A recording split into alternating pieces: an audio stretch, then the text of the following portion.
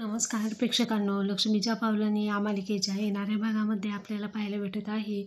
रोहिणी आणि सरोज या पाहतात की अद्वैत कलाच्या हाताला अगदी बायकोसारखं तिच्या हाताला धरून तो ओढत आणत असतो आणि ती त्याच्या मागे मागे येत असते. कारण अद्वैतने कलाच्या घरी जाऊन कलाला ऑफिसमध्ये तो स्वतः हक्काने घेऊन गेलेला असतो.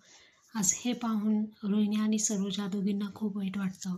रोहिणी नेहमीप्रमाणे सरोजला म्हणते, "सरोज रोहिणी, अगं बघतेस ना, तू हे काय करतोय? हा तुझा मुलगा, ते मी तुला सुरुवातीपासून सांगत होते, परंतु काहीच तू माझं ऐकलं नाही." त्यावरची सरोज म्हणते, "हे बघ रोहिणी, यापुढे मी काहीही करू शकणार नाही, कारण तसं करणं योग्य राहणार नाही. कारण मी कालच शब्द दिलेला आहे त्याला. एक काम कर, मी तुला ही आयडिया देते, तू जाऊन वर्कआउट कर, तसं त्या पद्धतीने फॉलो कर." इकडे कला देखील अद्वैतच्या मागोमाग त्याच्या केबिनमध्ये आलेली आपल्याला पाहायला भेटत आहे.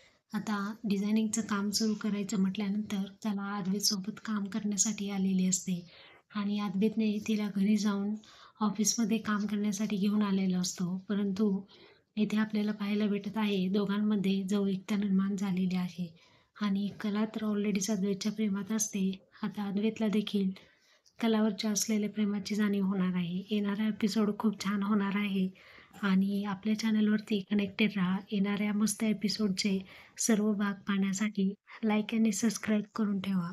थँक्यू.